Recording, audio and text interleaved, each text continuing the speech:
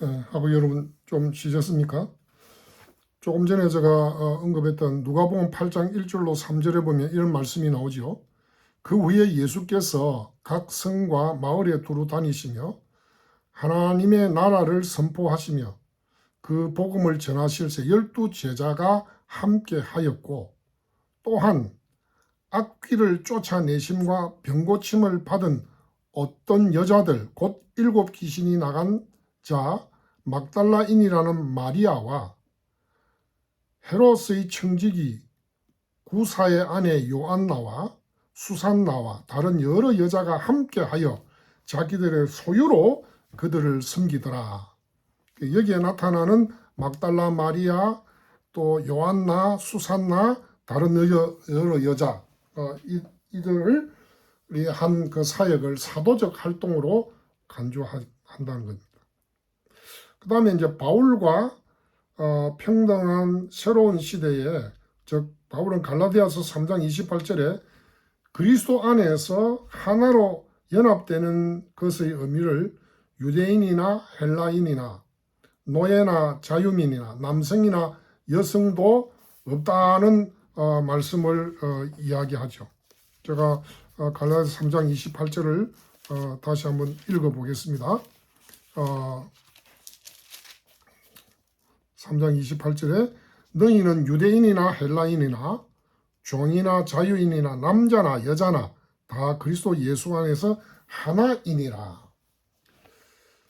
그러니까 그리스도가 나타나기 전에는 유대인들만이 이스라엘의 하나님을 예배하는 데 제사장과 지도자로 섬길 수 있었지만 그리스도 안에서 더 이상 유대인과 이방인 사이에 구별이 없어진 것이죠. 남성과 여성에 관해서도 마찬가지라고 말할 수 있습니다.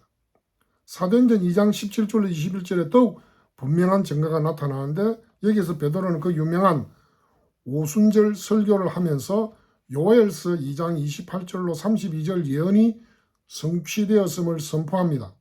내가 나의 영을 모든 육체에 부어 줄 것이다. 그래서 너희의 아들들과 딸들은 예언할 것이다. 성령이 부어진 새로운 세계에서 여성은 하나님의 백성에게 전할 예언을 품게 될 것이다. 여성에서 여성으로의 권위 있는 가르침을 금할 수 없고 여성은 그리스도 안에 있는 새로운 인류의 구성원으로 간주되어야 한다는 겁니다. 교회의 지도자로서 여성 리더십이 언급된 것이 또 빌립보서 4장 2절에 바울은 주 안에서 같은 마음을 가지라고 말하면서 두 여성의 이름 유오디아와 순두개를 언급합니다. 바울이 이 여성들의 이름을 언급했던 것은 특히 그들이 유명했다는 것, 또 지도자였다는 것을 함의한다고 볼 수 있습니다. 무엇보다도 바울은 저들을 복음 안에서 동력자로 지칭합니다. 다소 모호하기는 하지만 여성 리더십에 대한 더욱 많은 증거들이 로마서 16장의 동력자의 그 목록에서 나타납니다. 제일 먼저 1절에 나오는 갱그라 교회의 디아코노스, 베베를 말하고 있습니다. 이 디아코노스라는 단어가 무엇을 의미했는지 베베는 또한 바울의 후원자였고 보호자였다고 불렸습니다. 베베가 갱그레아에서 로마로 파송되었다는 사실을 통해서 그녀가 어느 정도 저명한 인물이었다는 것을 알 수 있고 바울이 베베에게 로마서를 전달하도록 맡겼고 어쩌면 베베가 로마 교회에 가서 로마서를 읽고 설명해 주었을 수도 있다고 추정할 수 있겠습니다. 유추할 수 있겠습니다. 바울은 또 유니아라는 여자와 그 남편 안드로니고를 언급하면서 사도들 중에서 유명한 자란 말을 7절에 말하고 있는데 아마도 유니아가 여성 사도로 간주되었던 것처럼 보이기도 합니다.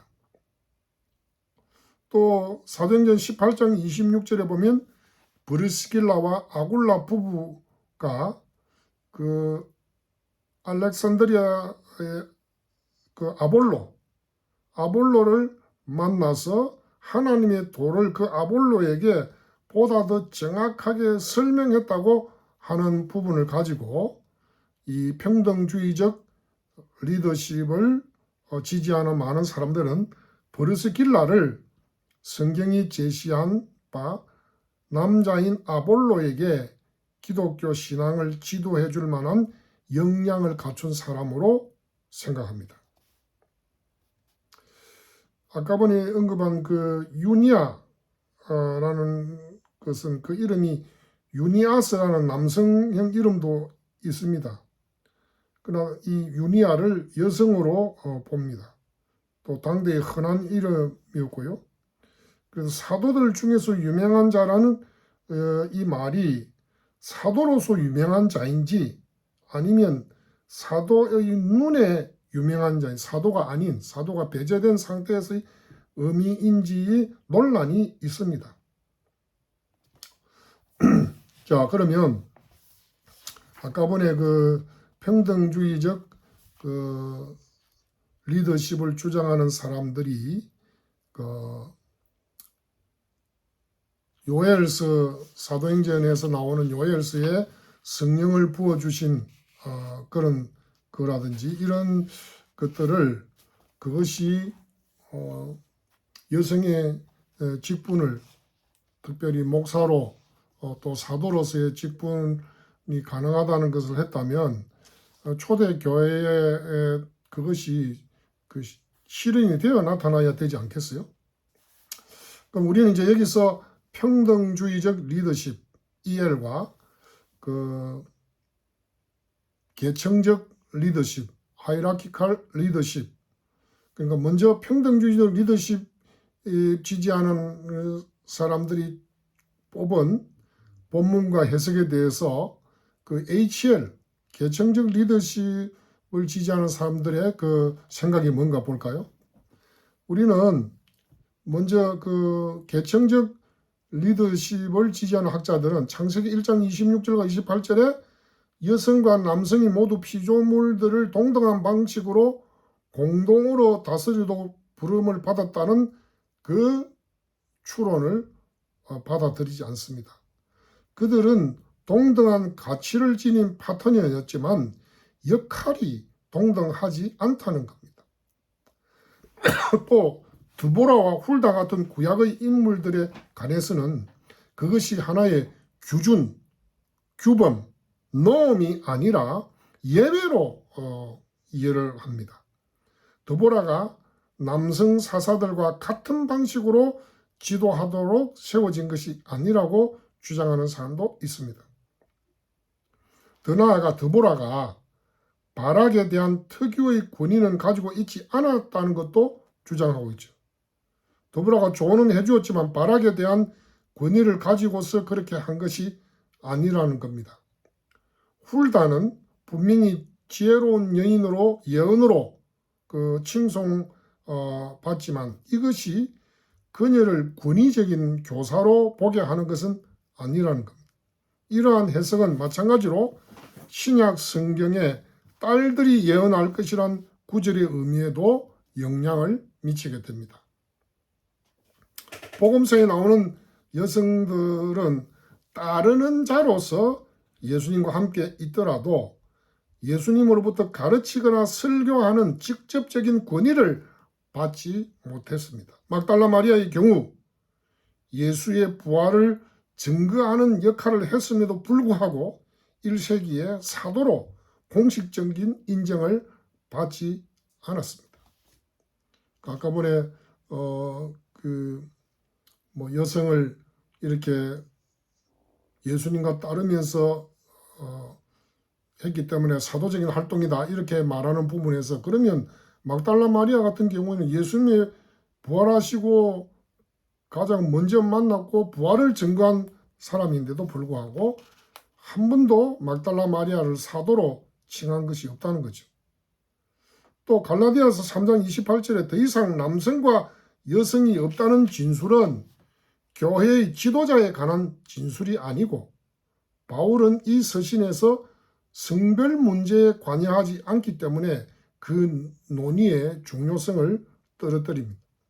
바울은 성별의 차이를 무시하는 데 관심이 없었고 바울의 목적은 교회를 통합시키는 것, 성별과 계층과 민족을 기반으로 한 우월감과 경쟁을 타파하는 데 있었던 것입니다. 바울이 세운 교회들의 여성 지도자들은 어떠했는가 하면 요디아와 순두개의 역할은 그게 분명하게 나타나지 않습니다. 빌립보서에.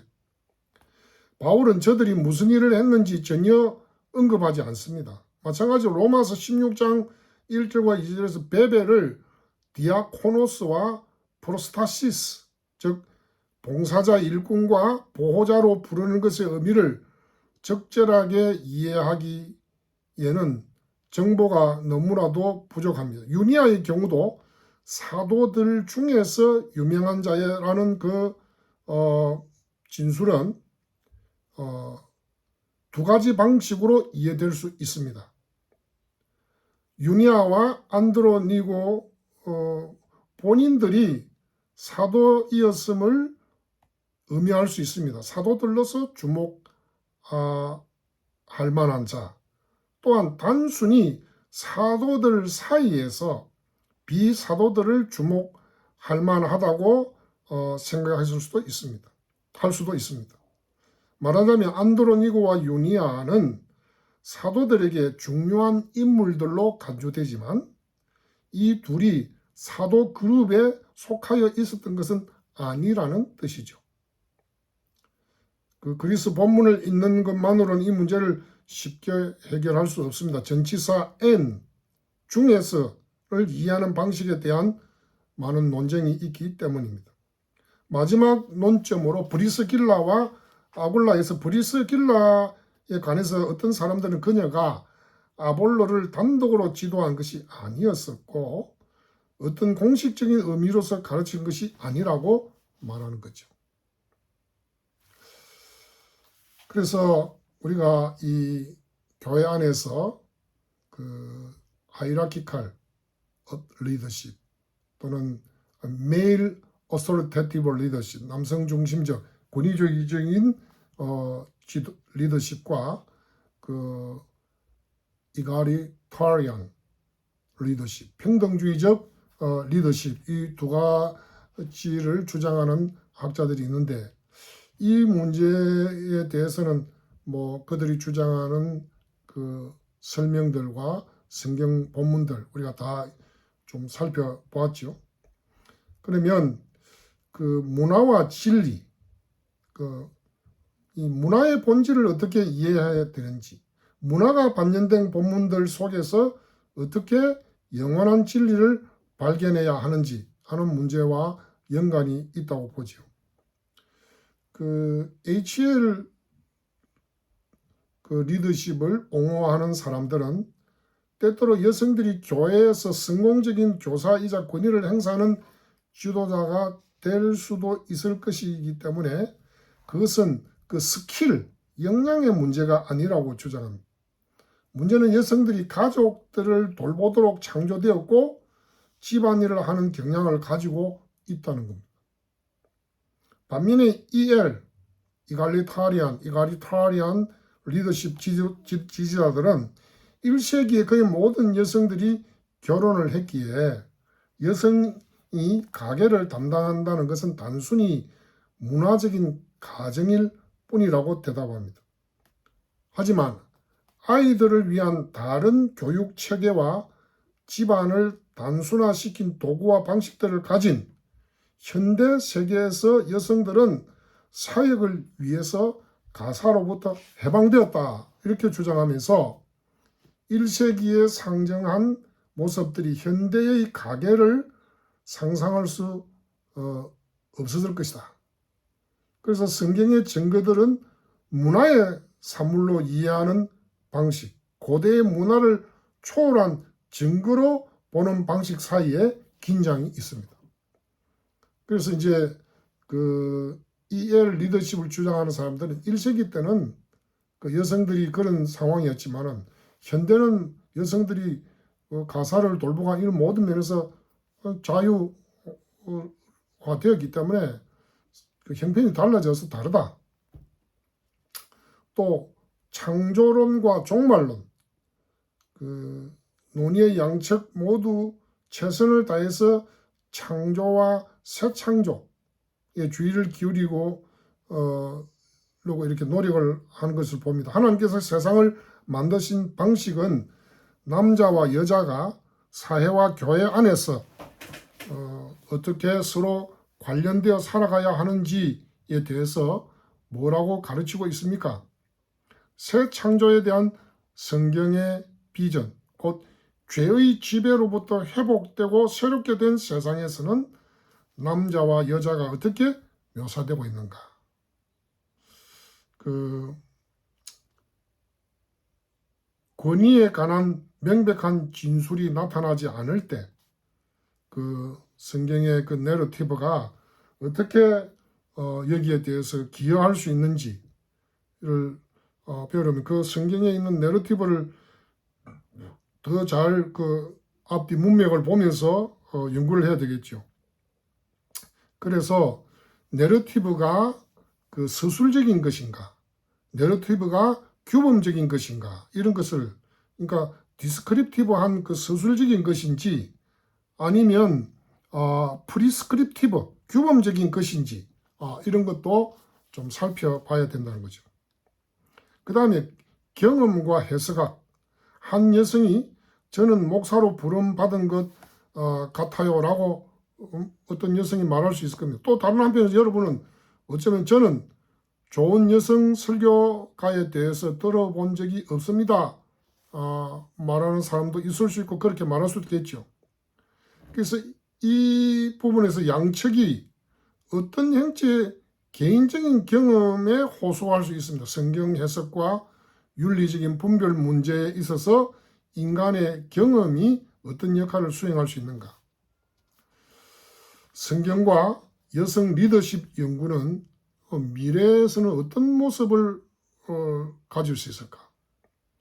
지금 학계에서 계속해서 치열하게 논쟁하고 성경을 하나님의 계시 진리지만은 그 시대에 기록된 그 시대의 문화적인 그 산물로 봐야 된다. 그렇게 하면서 성경이 말하는 규범적인 것들을 규범적으로 보지 않고 어떤 서술적인 문화적인 그런 것으로 이렇게 이해를 하고 해석을 합니다. 가장 시급한 문제는 성 자체에 관한 성격입니다. 성별이 뭐고 성경은 성별을 어떻게 이해하고 있고 남성을 남성으로 만드는 것은 무엇이고 여성을 여성으로 만드는 것은 무엇인가. 남성이 특별히 가르치고 지도하는 재능을 받은 것이라면 여성은 덜 지성적이고 덜 능숙하다는 것을 의미하는 건가. 남성과 여성의 능력과 재능이 동일하다면 하나님께서는 그들을 남성과 여성으로 다르게 만드신 것이 뭔가? 성별과 문화가 또 어떻게 관련되어 있는가? 남성성과 여성성의 정의는 고정되어 있는가? 이 정의가 시대에 따라서 문화에 따라서 변화될 수 있는 것인가? 아니면 정의가 변하는 것이 아니라면 그 표현은 또 달라질 수 있는가? 예외적인 경우들과 관련이 있는데 남성과 여성이 성에 따른 강점과 약점을 가지고 있다면, 즉 남성이 가르치고 지도하는 데 더욱 적합하다면 어딘가에 있을 특별한 어떤 여성은 예외가 가능한가? 가능한 것은 무엇이고 제한되는 것은 무엇인가? 성경 연구에 있어서 이 문제가 그토록 중요한 논쟁이 된 이유는 교회의 실제 생활과 맞닿아 있는 문제이기 때문이죠. 그래서 이 문제를 어떻게 해석하느냐는 교회의 리더십 사역에 영향을 줍니다. 이 사안에 대해서 더 중요하고 권위적인 성경 본문이 무엇인지, 개인적인 선호나 이런 데서 좌우되어서는 안 되겠습니다. 이러한 문제들과 구분을 한 성경 자체의 성질, 즉 성경이 문화 및 경험과 어떠한 관련이 있는지, 우리 시대에 하나님께 순종하는 것이 무슨 의미인지에 대한 문제의식을 가지고 뭐 여성의 리더십을 단칼에 무조건 이렇게 자른다든지, 또는 남성 그 계층적 리더십, 메일 어소리테이티브 리더십 하는 이것은 무조건 틀렸다고 그런 극단주의도 아니죠. 서로가 서로 팽팽하게 주장이 맞서는 그런 상황에서 겸손하게 하나님의 말씀을 더 깊이 연구하면서 거기에서 진정한 성경의 가르침대로 교회의 리더십을 가지는 것이 옳다고 봅니다. 그래서 저는 또 우리는 개혁주의는 여전히 무슨 남성 중심 이게 아니고 하나님께서 창조 질서로서 주신 교회 리더십은 아무래도 그 여성과 남성의 그 역할 차이를 두고 있다. 인권 이런 것은 다 동일하다고 우리 보지 않습니까? 우리가 이전처럼 여성은 로마 시대에 아주 남자의 소유처럼, 또 구약 시대 문화에도 보면 약간 그런 그 관점을 가지고 있는 것을 보기도 하지만, 그러나 우리는 그런 것은 분명히 인정하죠. 여성도 하나님 앞에서 천하보다 귀한 생명으로 창조되었고, 또 여성이 남성보다 또 덜 진화된 뭐가 모자라는 존재, 그런 것은 아니라고 우리는 믿습니다. 오히려 우리가 결혼 생활을, 결혼하신 하구들도 알겠지만은 결혼 생활을 통해서 그 남성들이 더 이전보다 여성을 더 존중하게 되고 또 귀하게 여기게 되고, 여성 고유의 그 어떤 하나님께 받은 그 이런 것들을 인정하고 조화를 이루면서 살아가고 있지 않습니까? 그러나 리더십에 특별히 세상 바깥에서는 여왕도 있고 그렇지만 교회 안에서의 리더십에 있어서는 역시 남성과 여성의 그 역할이 구분되어 있다. 그럼 전혀 근접할 수 없다 이런 거는 예외적인 그거라는 것은 하나님께서 세워 주실 때, 또 하나님께서 역사하실 때 그건 모두 받아들일 수 있지만, 일반적으로는 성경의 가르침대로 그것이 문화적인 상황이었기 때문에 그렇게 된 것이 아니라, 성경이 창조를 이야기하고 타락의 순서를 이야기하고 또 그 존재 이유를, 또 존재 목적을, 남자는 하나님의 영광을 위해서, 여자는 남자의 영광을 위해서, 이런 모든 성경적인 설명 가운데서 우리가 찾는 것은 아무래도 그 HL, Hierarchical Leadership이 교회 사역에 있어서 직분론이랄까요? 이런 부분에서 여성과 남성의 역할이 다르다 하는 것을 우리 결론을 맺을 수 있고, 그 평등주의적 그 리더십을 주장하는 그 사람들이 말하는 그 속에 우리가 좋은 의미로 받아들이면서 할 것은 있죠. 우리는 이제 이미 다 그래 됐지만, 제 어릴 때만 해도 여성들은 상당히 남편에게 홀대를 받고, 또 남자는 마음대로 첩도 두고 이렇게 하지만은 여자는 그렇게 되면 그 용서를 못 받았잖아요. 그런 것들은 이제는 다 기독교 복음이 들어와서 다 이제 변화가 되어졌습니다. 그 많은 그 일부 학자들이 그 오순절에 아들과 딸, 남종과 여종에게 부어졌다고 하는 이 말씀을 가지고 하면 그러면 모두가 목사가 되어야죠. 그 말씀대로 한다면 저는 그렇게 반론을 합니다. 그리고 남종과 여종에게 성령을 부어주어서 다 누구든지 목사가 될 수 있다면 전부 다 목사가 되지 왜 일부만 목사가 되느냐 하는 부분에서 나는 그들의 대답이 무엇인지 듣고 싶어요. 그래서 뭐 여성의 과거의 여성보다 현대의 여성은 가사를 돌보고 하는 부분에서 많이 자유로워졌습니다. 그런 상황에서 또 역시 하나님께서 처음부터 여성에게 맡겨주신 그 역할을 성경대로 잘 감당하는 것이 맞다, 우선이다. 저는 그렇게 생각하면서 오늘 지금 우리가 지금 생각하고 있는 신약 성경에서 그 여성의 리더십에 대한 결론을 이렇게 맺습니다. 경청해 주셔서 감사합니다.